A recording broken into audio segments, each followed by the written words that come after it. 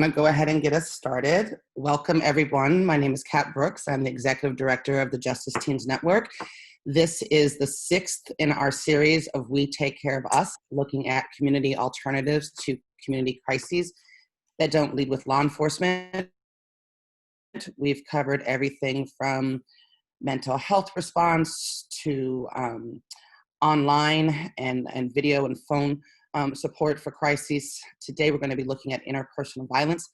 I'm really excited to be doing this particular webinar in partnership with our partners, PolicyLink, and also the Alliance for Boys and Men of Color.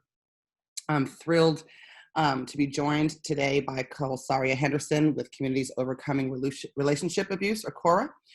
Colsaria Henderson is the Executive Director of CORA and Board President-elect of the California Partnership to End Domestic Violence. Colsaria brings nearly 20 years of experience in anti-violence work and a deep expertise in domestic violence program development, advocacy, and policy change. She's from the South and considers her social justice training buried in the roots of activist parents who dedicated their early lives to the civil rights movement. She is currently focused in areas of intersection between gender-based violence movements and reproductive justice, racial justice, LGBTQ, and immigrant rights. Thank you for being here, Colsaria. Of course, thank you. We are also joined by Jacquie Marroquin with the California Partnership to End Domestic Violence. Jacquie is Director of Programs at the California Partnership to End Domestic Violence, where she oversees the capacity building, communications, and policy programs. Jacquie began her work in the Violence Against Women movement in 2001, working with domestic violence and sexual assault survivors in the Central Valley. She has managed programs and provided domestic violence, sexual assault, and anti-oppression trainings at local, statewide, and national levels. Welcome, Jacquie. Thank you for having me. Thank you so much for being here. So part of what makes this one special, like I said, is that we're doing this in partnership with PolicyLink and Alliance for Boys and Men of Color. We are official partners of their Healing Together campaign. And we've been also working with Jacquie and Colsaria as the Justice Teams Network works to create a model for response to IPV in partnership with folks on the ground doing this work that does not lead with law enforcement in terms of the primary response. And we'll get into all of the reasons for that as we move through the panel this afternoon. But I just wanted to turn it over to Jordan Thierry for a few minutes, who's with the Alliance for Boys and Men of Color, to talk about the Healing Together campaign, as well as provide a way for people to get involved should they so choose. Jordan? Yeah, thank you, Kat. I'm excited to be on and partner with you all in this webinar today. Just a little bit about the Healing Together campaign. We're going into our 3rd year of the campaign. We've got partners from community-based organizations, from advocacy organizations across the state of California, and we're really looking to do 2 things. One is to build a community capacity to change policies and systems that are impacting intimate partner violence and create alternatives to the criminal justice system intervention to try to end intimate partner violence, because we believe that criminal justice system actually does nothing to end cycles of violence in communities. It instead really contributes to violence in communities. And also fight for greater investment in violence prevention and the community and family ecosystem supports that are available that are the reasons that a lot of violence occurs in the first place. The other thing that we're trying to do is really develop the capacity of organizations to introduce this work and this gender justice lens and anti-patriarchy work into community and in these conversations, and infuse it in their community organizing efforts. So our belief is that oftentimes hurt people, and so to address intimate partner violence, and we have to address the root causes of why people use violence in the first place, and a lot of that is based on folks' own trauma and hurt and pain. And so we are looking for a variety of ways to really just change the whole ecosystem in California for how we approach incidents of violence, and we see intimate partner violence being correlated with other forms of violence at the community violence level and at the state violence level, the things that we suffer at the hands of police and the military. So really excited about the work that Justice Teams Network is doing to create alternatives to 911 and alternative responses to incidents and reports of intimate partner violence. And I will leave it to you all to discuss that in greater detail But if folks do want to get involved with the Healing Together campaign, you can email me, and I'll put my email in the chat if that works, or I can also just say it now. It's jordan@dreamchasemedia.com, and we can connect you and get you into our email group and talk to you more about what we're doing this year and next year. Thank you. Thank you, Jordan.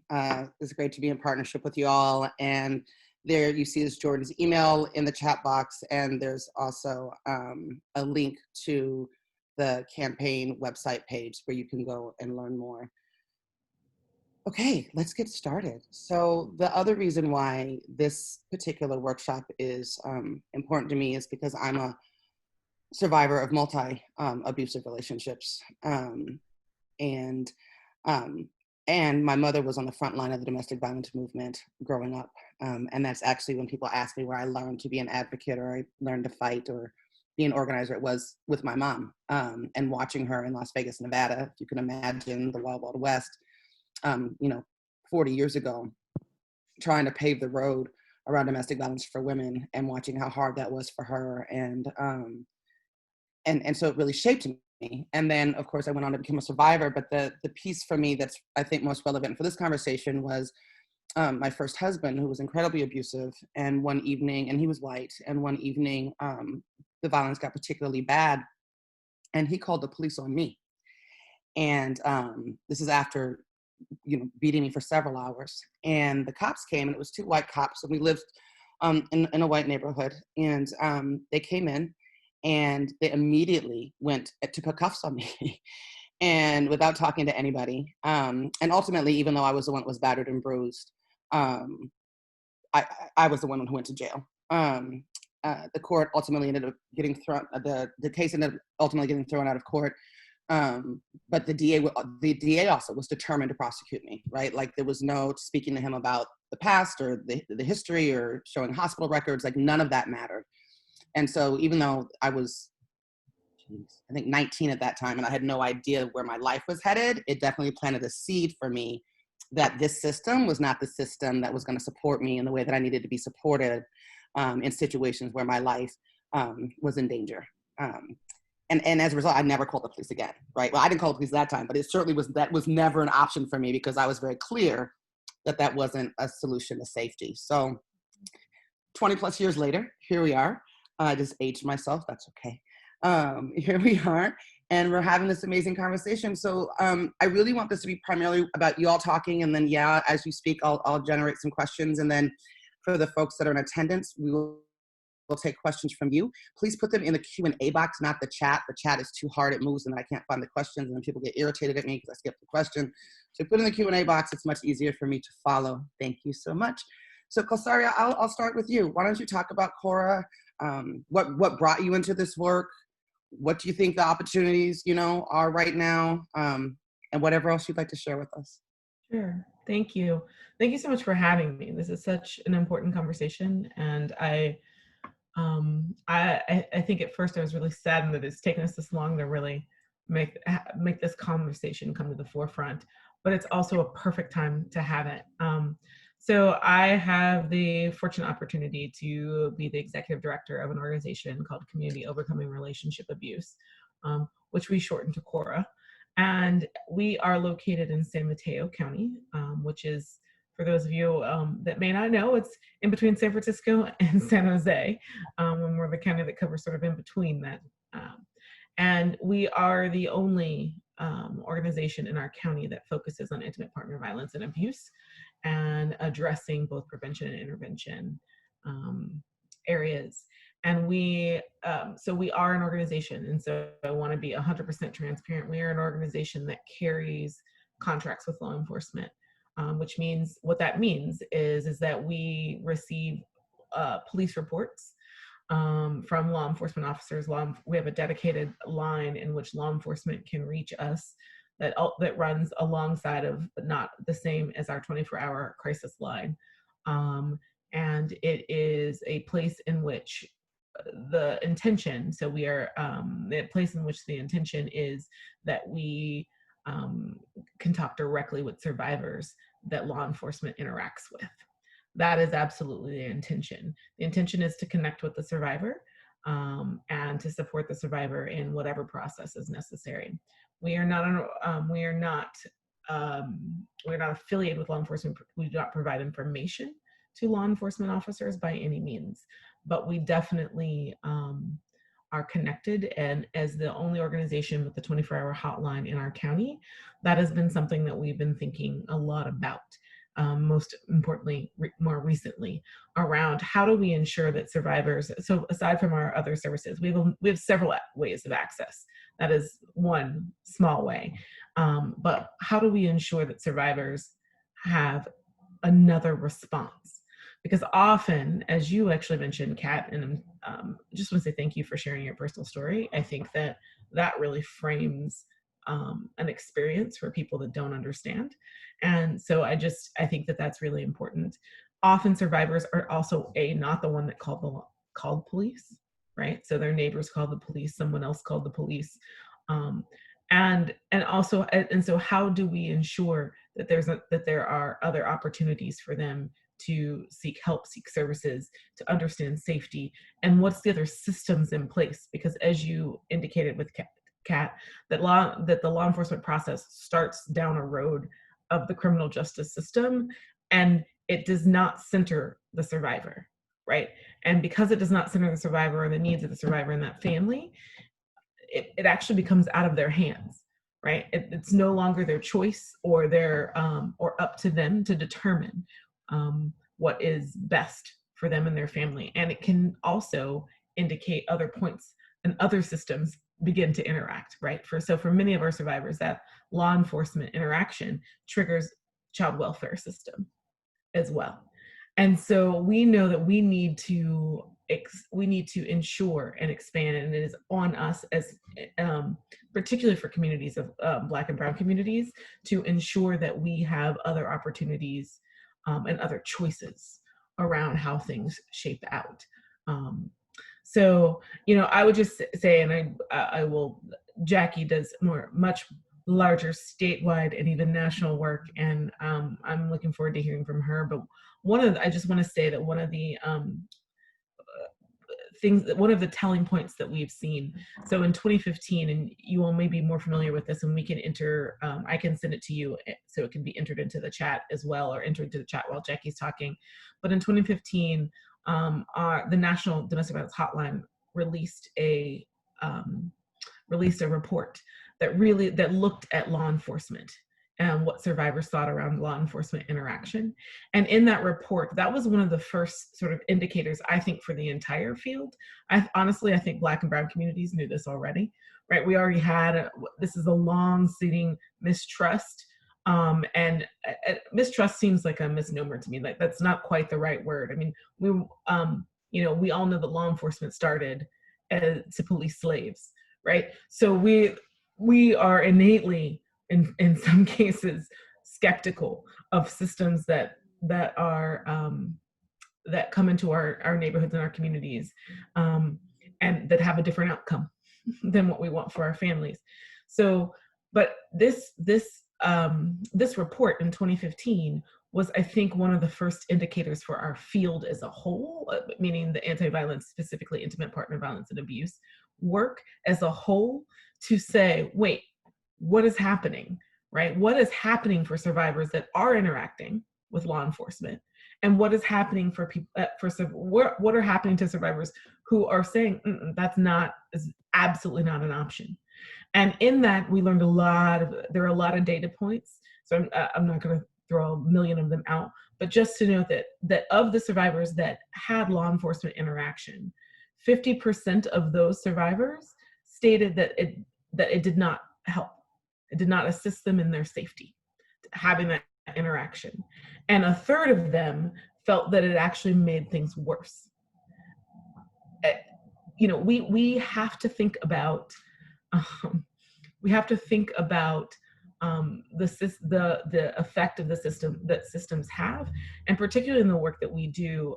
And right now with COVID, it just has to be said, right now with COVID, what we are seeing in our county alone is a higher instances of lethality. We are seeing high instances of strangulation. We are seeing high instances of increased physical abuse and assault. We are seeing people on the verge of death. There's no other way to say it. And that when people are calling and when people are reaching out to help, are so the threshold of violence is so much larger, is so much more lethal, that we are fearful of, and we need to make sure that we have a response so that people can actually reach someone to talk about safety. And there's a lot of ideas around that. So, but I want to hear from Jacquie, and I can get on a soapbox. So thank you so much for this. I'm so excited to have this conversation. We are so excited to be having this conversation. To your point, we've been trying to pull this together for a minute, but everything happens in the right time. And I think this is the right time. All right, Jacquie, I want to turn it over to you for your introductory comments. Yeah, thank you. And like Colsaria said, I'm thrilled to be here with you. I think everyone at the Alliance and PolicyLink know that whenever they call me and they say, can you come talk about this? It's one of my favorite things to do. It's actually what brings me joy, sometimes in the darkest days, and we've had quite a few of those lately. And so it also gave me an opportunity to put on makeup again after, like, I don't know, weeks and weeks and weeks. And I actually blow dry my hair and everything. So nowadays it's just the little things, right, that bring us joy. But I'm thrilled to be here, and actually I'm proud. I'm proud of the work that the partnership has been doing on the Healing Together campaign. We are proud to be a part of the Healing Together campaign. I can honestly tell you, in my history in the domestic violence field, I never would have imagined, especially in the first maybe 10 years of my career, that we would ever get to this place where we are aligning with, and we are, following the leadership of boys and men of color, people of color across the country, and particularly here in California. And so I think it's one of the proudest things that I think about most of the time. But like you said earlier, Kat, my work really began in the Central Valley in an organization much like Colsaria's organization that she now leads. I worked there. I was the one going out at 2:00 in the morning to support a rape survivor at the hospital and go through a rape kit. I was also the one going to court and interpreting for survivors in court who were getting things like restraining orders and that sort of thing.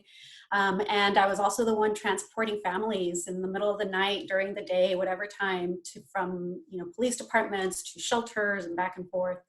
And so, during that whole time that I was working at this small organization, I experienced the biggest contradiction of my professional career. And what was interesting is that we're an immigrant family. I was born in Guatemala. We've been in the United States since 1979.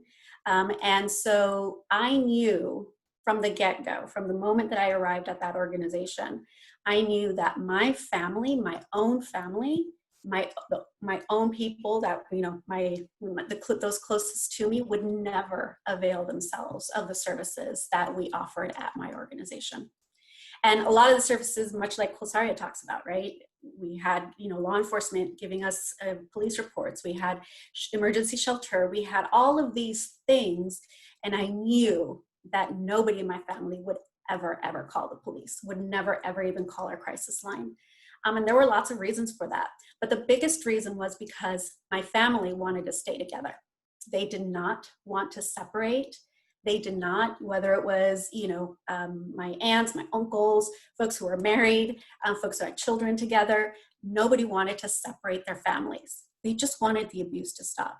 And there was nothing that I could offer them in terms of my work, nothing that I could offer them that would help fulfill that need to just make the violence stop. And so, as an immigrant family, we were undocumented until 1986, and clearly things are very different now than they were back then. But it has continued to be the biggest contradiction in my career, in my professional world. And so as I was working with survivors, I found that there were many other survivors, regardless of age, regardless of, language, or citizenship or whatever it is that the survivor was bringing with them, there were many, many survivors who just wanted the abuse to stop, wanted somebody to work with the person who was causing them harm to stop what they were doing so that they could heal together as a family and be together and have, parents at home and be in their own communities. Folks were terrified of law enforcement because, as Colsaria said, it would trigger all these other systems that they had to come in contact with. And the rumors about children being taken away by CPS, parents being arrested and deported in the middle of the night, nobody knew where they were. All of those things, as we know, they spread like wildfire through our communities. Not because they're catastrophizing what is happening, but because it's true. And we've seen that heightened even more in the last few years. And so, I think that's part of the reason why I'm so proud of this work, because I can see my own family in this work. I can see my own people, right, in this work. And so it's providing the ability to have more options rather than fewer options. I think the other piece that I'm really proud of, and that I think the partnership, forgive me, I didn't say who we were. We're the California Partnership to End Domestic Violence. We're the statewide domestic violence coalition. And what that means is that we're really the association, the folks that kind of hold all of the work of local domestic violence programs. We provide training and technical assistance to local programs. We do public policy on behalf of survivors across the state. And then we also do a fair amount of national work. And so that's our role, really. We're conveners. We're people who bring local organizations like Colsaria's organizations and more than 100 other organizations across the state together to see how we can coordinate, how we can work together, and to also acknowledge the fact that you go from one end of the state to the other end of the state and you can run into many different worlds. The Central Valley where I used to live is not at all like Oakland. Right, the Central Valley in Modesto and Turlock areas, if any of you are there, you see Trump signs everywhere, and it's a very conservative, can be also very rural as well. And so it's definitely not a safe space for many of us who live there.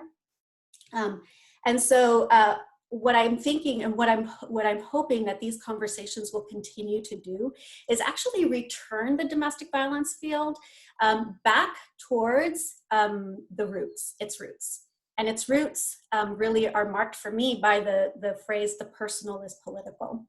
And when the domestic violence field first started, they were inherently political. They had to be, because when your mother was working in the field, right, there weren't even any laws against, somebody hurting their spouse, or, that was a fight. The fight back then was to have folks understand that this was bad and there should be consequences to actions.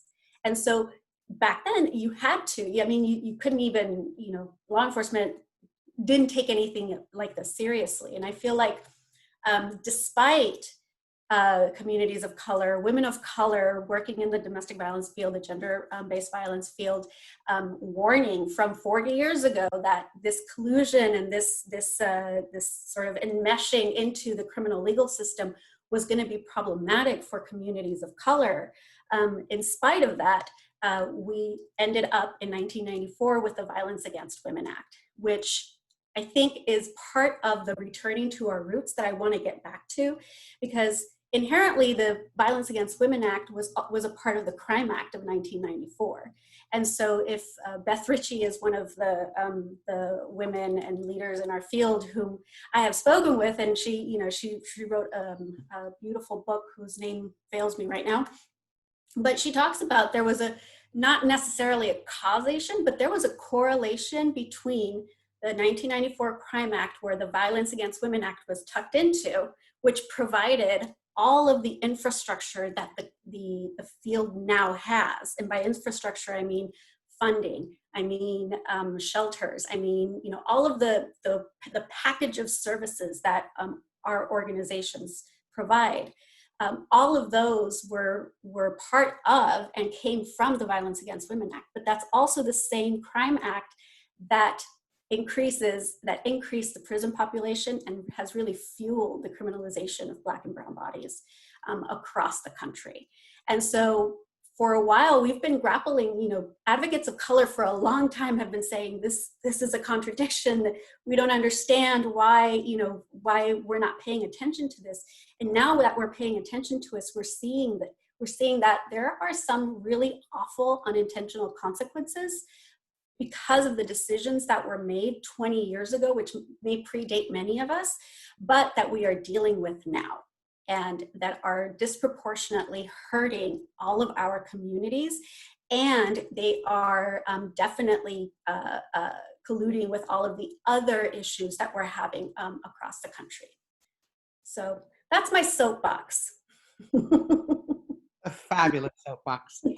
I'm really glad you brought that last point up, because very much so the domestic violence movement, as it was called then, was very much intertwined with the white feminist movement, mm-hmm. Which very much lacked a race analysis. And so one of the things that I didn't mention in my story is my mother's a white woman, she was a white feminist, and that was my 14-year-old scream, right? I'm not a feminist and you can't make me. My daughter's is she refuses to be a revolutionary, we'll see.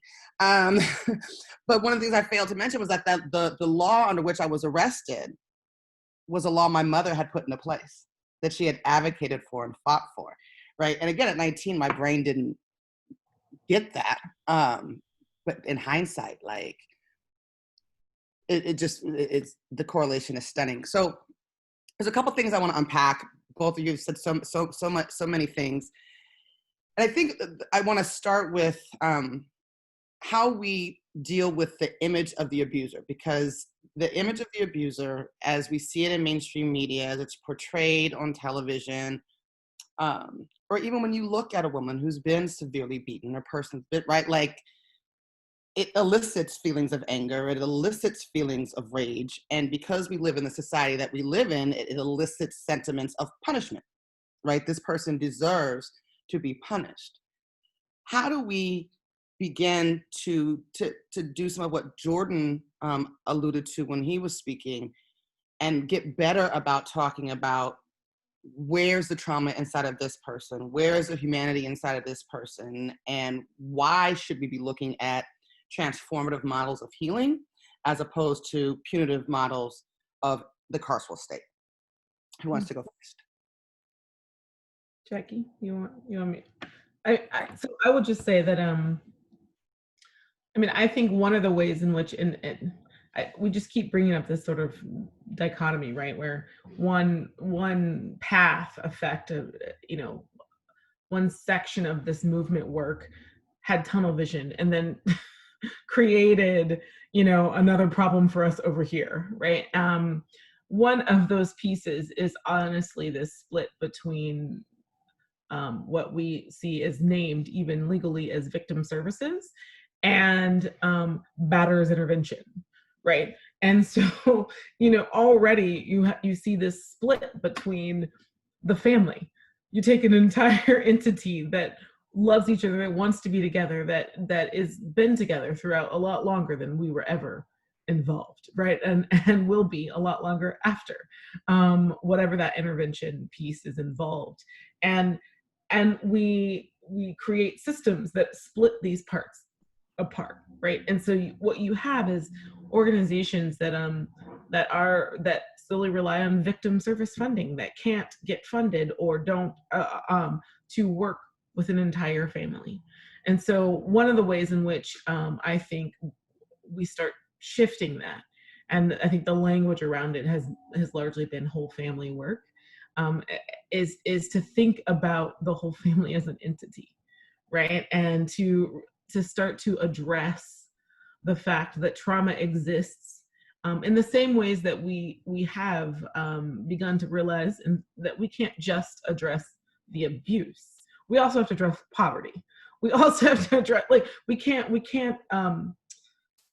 describe people in a one-dimensional way And we all know about the intersections, right? The intersections of all, and so we have to think about what that really truly looks like in an entire family. We absolutely see people who come in and say, that's it. Like, I'm, like, we're not going to be together. It's not safe. It's not what I want. It's not so we still see that, of course, but we also see, and that's where I think we have fallen short, is we overwhelmingly see, and honestly in communities of color, see folks that are like, this is, so we're family forever. Like, this is a forever thing, right? We share kids together, regardless of whether we ever live in the same house, we're still family. And we have to be together in some scenario. And so we failed to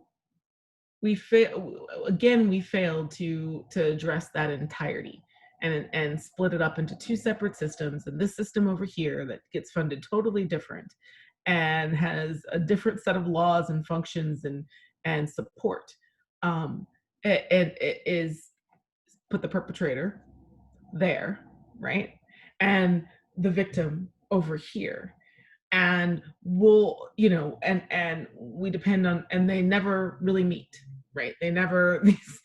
So I really think that one of the ways in which we can shift some of this is to truly begin to look at, first of all, what do people want, right? What is their actual goal? Who gets to determine what safety is? Who gets to determine what interventions, if you will, look like? And I think that and I think if we listen, which I don't know that we had, so that when I hear you talk about getting back to our roots, that's what rings for me, is who leads who, right? So our communities being community led, who are we accountable to? And I think when we listen, and what we know is when we actually have done that, what we hear is what Jacquie said is, I have no intention of being apart from my people, right? Like, I want to stay in my community. I want to go to my school. I want to stay in my church. I want to go to my, we hear that, and yet our systems do the opposite. And so I think we need to reassess that accountability piece. And I think we need to begin to really address what we're actually hearing, which is one of those things is the whole family piece. I feel like this, I'm going to date myself for the younger folks on here, they're not going to know what I'm talking about, but I feel like it's almost like in the abolitionist movement, right? When we talk about closing down prisons, people go right to, well, what about the, the Jeffrey Dahmers of the world? What about, right? They go right there. And I feel like when we talk about trying to build alternative models to things like mental health response or IPV, they go to The Burning Bed, right? Which is the movie that will forever be locked in my head, right? That every incident is the Farrah Fawcett movie, The Burning Bed, worst case scenario. Not that that stuff doesn't exist, but then to your point, Colsaria, this other piece of it that is about transformative justice and healing what folks want gets lost. Jacquie? Yeah. So I would second everything that Colsaria just said, and to her point about who is actually leading, whether it's the person who is working with a survivor or the survivor, there's a contradiction in what we say and what we do. And by we, I mean those of us who have worked with survivors. I know that I was taught, it sort of grew up in the field, knowing that a survivor of domestic violence leaves 7 to 9 times before they leave for the last time, right? And when we had folks who were in our shelter who chose to go back to the person who was harming them, we would question that choice, regardless of whether it was the first time or the 20th time that they had left. And so I think there's what we say and how we actually behave with survivors. That's the difference between who is leading and who is following, right? And who is judging and who is being judged, right? So I want to get back to the question that you had though about seeing the humanity. And I think this also correlates with whether or not we're actually listening to survivors and having survivors lead the conversations, because survivors see the humanity in the people who are hurting them all of the time. every day, all of the time, right?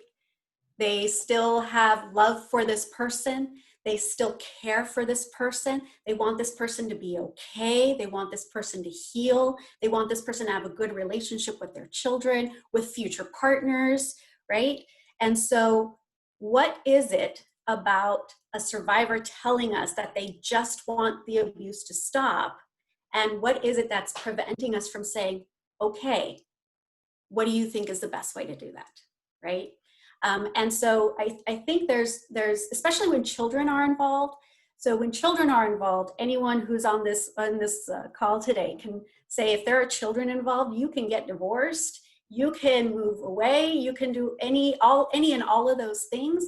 But there are very few people that I have ever worked with that have never, ever seen the person who harmed them when they had children together. That's nearly impossible. It's nearly impossible unless the other person is like in prison for the rest of their life. There is very little room for there to not be any contact. And so for those parents, what alternatives do they have? They're going to have to come in contact with the person who harmed them. And if that person isn't getting the help that they need, isn't getting the support that they need, then they're not necessarily going to be able to get their needs met.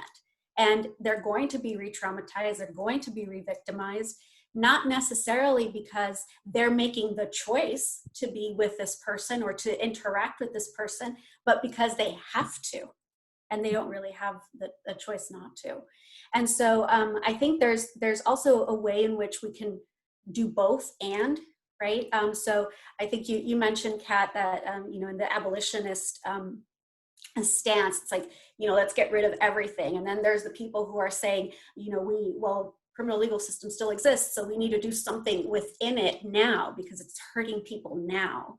And so I really feel like this is the pivot point in our field. And this pivot point is really about being able to do both.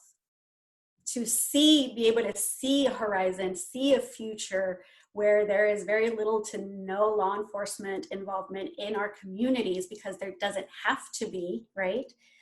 But also to be able to work on the existing systems, including our own, including the anti-domestic violence, intimate partner violence, sexual violence field, including our own. We need to do some work to be able to bring some of this healing to all of our communities. I think one of the criticisms that I've had of the work that I've been doing is that so much of the work that the intimate partner violence field does is that we tell other people what we think they need to do in order for them to be able to provide services to survivors. But we're just now taking a really close look at how our own field is hurting people. And by that, I mean survivors who are interacting in our organizations, and also the people who work at our organizations and how they are being impacted, not only by the inherent contradictions that we all experience doing this work, but also because of everything else that is happening in the world. And so, again, I'm hoping that we can get back to the root of the personal is political. And that even if we do get funding from law enforcement, it doesn't mean we don't get to be critical of law enforcement. It doesn't mean that we don't, just because we get funds from the feds, doesn't mean that we don't get to be critical of the feds, which I would say the vast majority of funding that comes to these programs are federally and state funds. So we've got a contradiction there too, right? But we haven't been very open about being able to clean up our own house. Can I just add, I would say, like Jackie, I kind of happened into this field. I started in sexual violence work, really working with rape trauma survivors in Atlanta, Georgia. And then the overlap between that and intimate partner violence and abuse was just enormous. When you're sitting on that hotline and you're answering phone calls at 2 o'clock in the morning or whatever it might be, and you're hearing, and I mean our hot. So, you know, people that call, I often thought of like people that call the 24-hour hotline, like they could have called 911. That's like, you know what I mean? But they called the hotline instead, right? And there are so many times that you get those phone calls where there's an act of something happening in that house, right? It's not just after, it's not just when I'm thinking about it later or before, you know, it is, there are times in which, and they dialed additional numbers to reach us instead of dialing 911, right? And I think about, you know, now advocates that sit, I don't answer calls as much anymore, but advocates that sit on that hotline. And when you get those calls, you know, I also want them to have another option to help someone, right? Again, if they wanted law enforcement involvement, they would have called law enforcement in that moment. And instead, when they reach us, when they reach out to us, what advocates want is to be able to have something, a resource, an ability to say, okay, you know, let's, like, something, there's an alternative to this. I get you. There's another way around this to help you find safety, security, whatever, you know, whatever that goal for them is. And I think this is an opportunity for us to think around these systems to build it. And what I really want is, as the world and particularly our, you know, here in the US, we're talking about these large scale conversations around defunding police, that we're building in these other mechanisms, right, for people to call outside of, you know, that are inclusive of folks that are that are experiencing violence in their homes, and that we're thinking about and putting some of those folks center in that conversation. And because I think that is going to be key. It's not just the, you know, Kroger Karens or the barbecue Beckys or the what, like it's right. It's not just those other experiences with law enforcement, right? It's also the, you know, if when we build in community-centered intervention and prevention strategies, which I fully believe is where we need to go with funding, when we build in these other strategies, is to think about the ways in which, you know, what would it be like for us to return to a way in which people in your community, whether, and I define community loosely, your church, your synagogue, you know, show up and they're like, hey, Colsaria, we hear something's happening. Like, how do we have your back, right? How do we believe you, take care of you, and help you find what's needed for that moment and then ongoing, right? How do we think about that interaction in a different way? Because to be honest, like, historically, communities have done this, right? But it's not as if, so if communities weren't calling law enforcement, if communities had, you know, communities have figured out a way to rally in one way or another. And in fact, if we truly look at particularly communities of color, and Jacquie, like, going further back, you know, women took in other women. That's how that was before shelters were a thing, right? It was, you knew that so-and-so at the end of the block, right? This was my grandmother's, right? So at the end of the block, the girl, this is where you go. You're gonna go here, over here.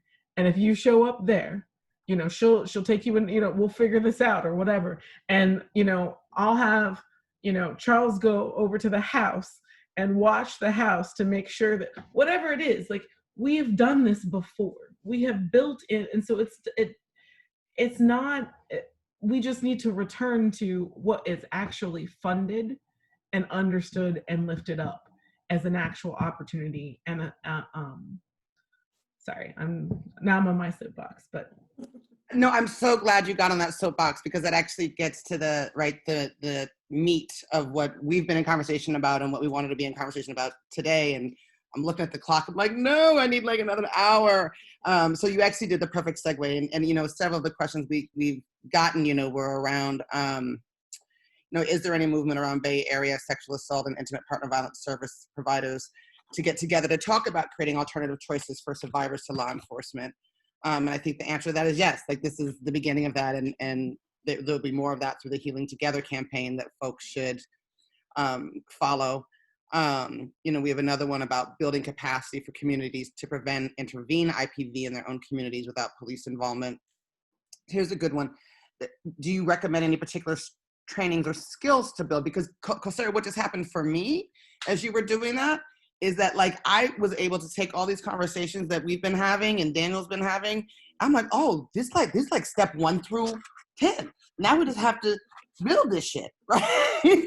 So I'm like, when we're done, like, expect an email from me next week, Jacquie, because I'd be like, is this what it is right here? Because I think figure out the funding. We'll do all of it. I think you just laid that out, and it was so powerful for you to start with. Like, they dialed 7 additional numbers to talk to you instead of law enforcement. That's a testimony. And so, yeah, it is now on the advocates and for us to work with survivors to figure out, okay, well, what happens after we hang up the phone? And I think you just laid a lot of that out. Thank you so much.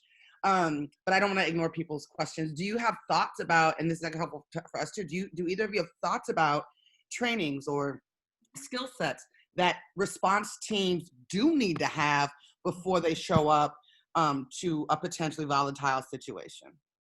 Yeah, I think there's sort of the foundational pieces are, things like, what does violence look like when in an intimate partner situation, right? We all have this mental image of violence being physical abuse, and often physical abuse is just one of many tactics of abuse. Physical violence is the one that will get you arrested. All the other types of violence won't get someone arrested necessarily, right?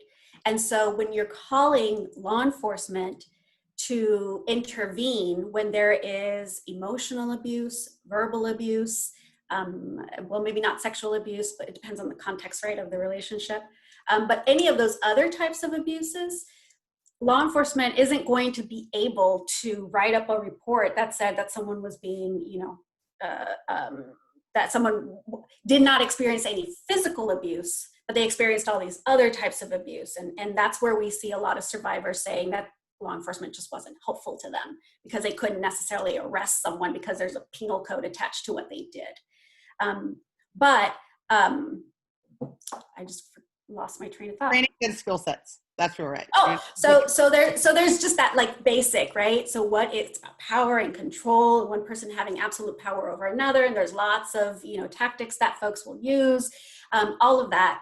And there's also I think that part of the work that we've been doing, the partnership has been doing with the Alliance for Boys and Men of Color, is that we have done a series of trainings that specifically are for those in the domestic violence field, and community organizations that are really led by people of color, mostly boys and men of color across the state.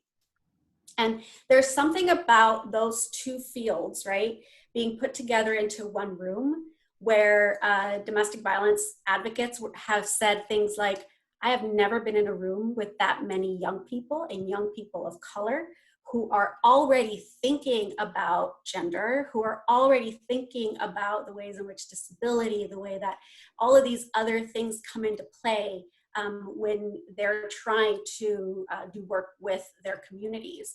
And so we were able to bring these folks together along with A Call to Men, which is a national technical assistance provider led by Tony Porter. He has a Tony Porter and the oh my gosh, I just forgot the name of the organization. A Call to Men. Tony Porter at A Call to Men. He did a TED Talk about what toxic masculinity looks like, and how we can begin to deconstruct toxic masculinity and build more healthy masculinity with men and boys. And what we learned during those trainings was that young folks are already talking about it in this way. Young folks are already thinking about it in this way, and young folks are organizing amongst themselves.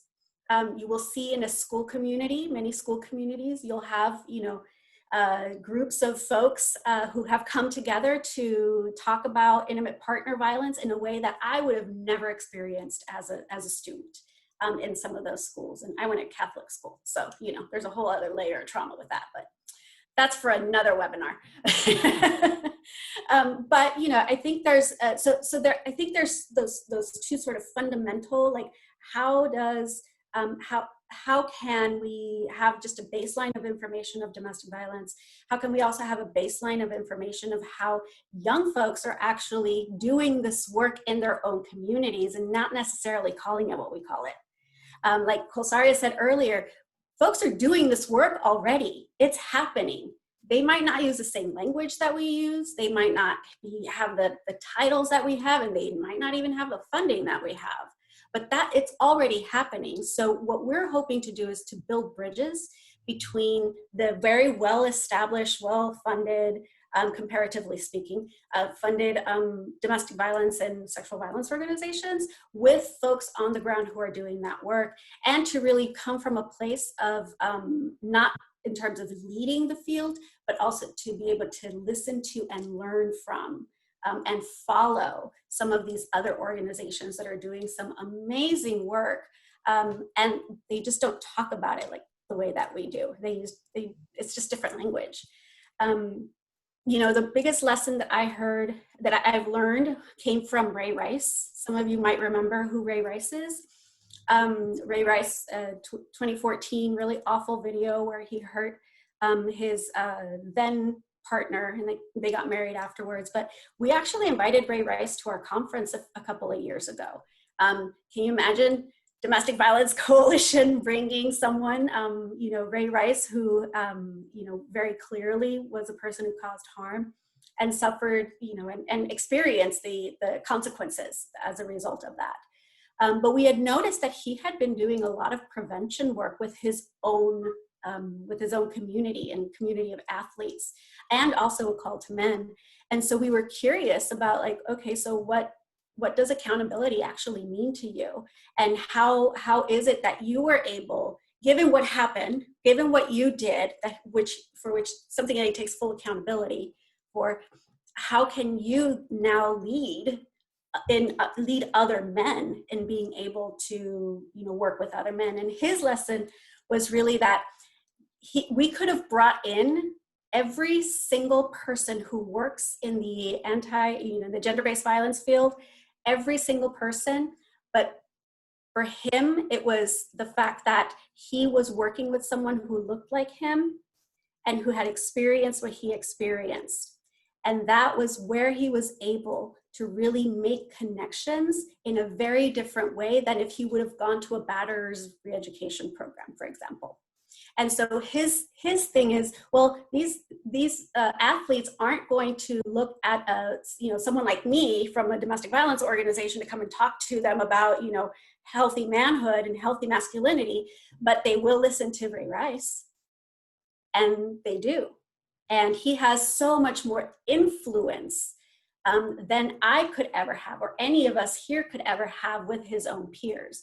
So that's why this Healing Together project is so important.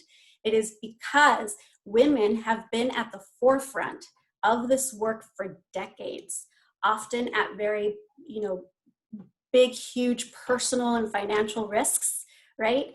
In this field for decades. And Healing Together and the work that we've done with A Call to Men really is a calling in of a whole other group of folks who have maybe been excluded, maybe not intentionally excluded, but who are now, just wanting to be a part of it.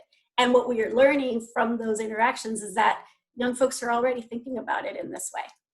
And we're just using different language, but it's the same type of work. Right. Well, sorry, I want to go to you. If folks are okay, we're going to go just a couple minutes over, not too long. But I want to go back to sort of this list that I don't even know if you consciously sort of realized that you had a plan for not calling the police and providing supports for survivors. In your head, if you were designing this program and you were designing a training program for people, folks like, anyone like me, like JTN members, let's say, or APTP first responders. What skill sets do you think that they would need to have before they were ready to knock on the door and say, Cat Brooks, I heard something's happening in your house? I think largely understand that some basic understanding around self-efficacy and we want individuals and families to be centered. And I think most of us in our community know that. We feel it. We are a part of it. We've felt it ourselves. But I would want some collective understanding around that, some rallying around that idea that who are we there to help and what that's going to look like. I also think that, aside from the more, I don't want to say traditional, because I never would put Jackie and traditional in the same category. But some of the the training understanding around intimate partner violence, aside from some of those pieces, I think we would want we want resources, right? So we want people to be armed with some understanding, and where I actually think the money would come in is, survivors families need things right then and there. So if they need, we've been moving in this direction, and we do this now at our organization. Like, they come in and they're like, well, what I need is $100. Okay, let's make that happen. Like, we could do that today, right? So so I think there's an element there that we would need to collectively have that may be geographical, honestly, that may be about the resources that are directly tangible there, and some direct connections to assist, particularly around systems, right? To not the outside of the usual folks, right? Those places. I also, and largely, I think some of that is also mental health.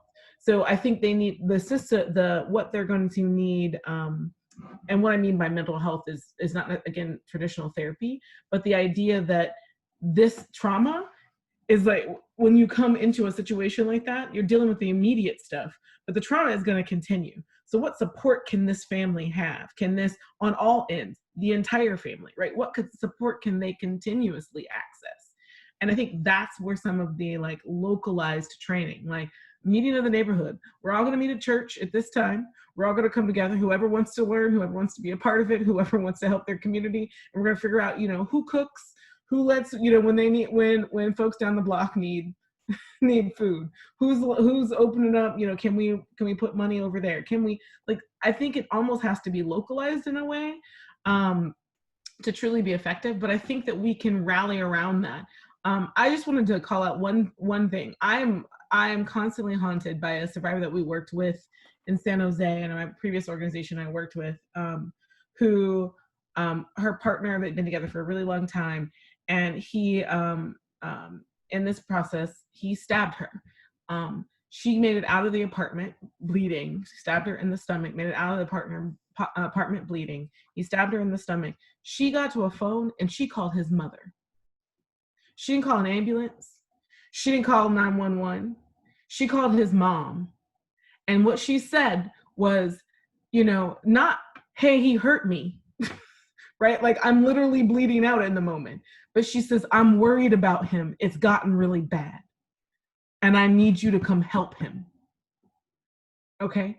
And we have to, and so for me, when I talk about being grounded in a community approach, we have to see what families see.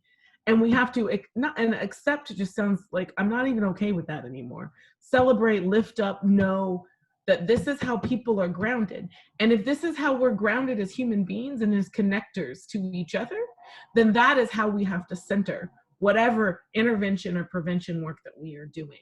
And as to Jackie's point, Healing Together and A Call to Men and Alliance for Boys and Men of Color have brought a light on all of these other folks that have known that and centered that.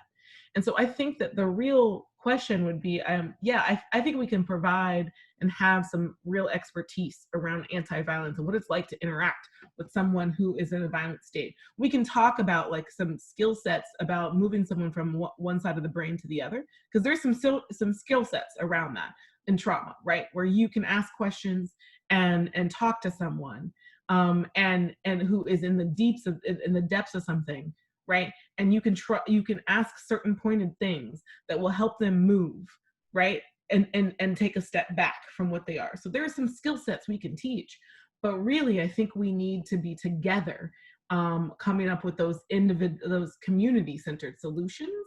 And maybe it's that when you get that call, when they make that call to a hotline to whoever, whoever that might be, that they're like, all right, so you're in X community, we've got some folks that will come by and are going to roll through. They're going to roll through, forgive my language, whatever. They're going to roll through. It's how I talk to my family. We're going to roll through and, and they'll be outside. If you want them to come inside, we're going to be, around, and you get to call the shots here of how it's going to work. And they're just going to check and see that everybody's okay, see what we can do, what we can, I think we have, I think that we innately have this. We have the answers. And I just think, because we are on the outskirts of the funding, because we are not the people that get funded, because we are not the ones that anybody's looking at on the system side, we don't see it lifted up. And I think that's what we can change. And that's what we can shift. Wow. That is the note to end on. I want to thank Colsaria Henderson with Communities Overcoming Relationship Abuse, or CORA, so much for joining us this afternoon. And Jacquie Marroquin with the California Partnership to End Domestic Violence. Thank you so much for joining us this afternoon. Annie or Daniela, if you could put information about their organizations in the chat. And I'll just say it, right? And this is why we've been having all of these different types of same issue, different segments of the same issue, right? White supremacy and violence that leads to trauma in our communities on this webinar, because the defund movement very much needs to, this conversation very much needs to be a partner of it, because when we're talking about what we're going to refund, right, it's systems that can take care of our own without law enforcement. So thank you for your work. Thank you for joining us. Thank you for this amazing, amazing conversation. Talk to you. Thank you, Kat. So good to see you.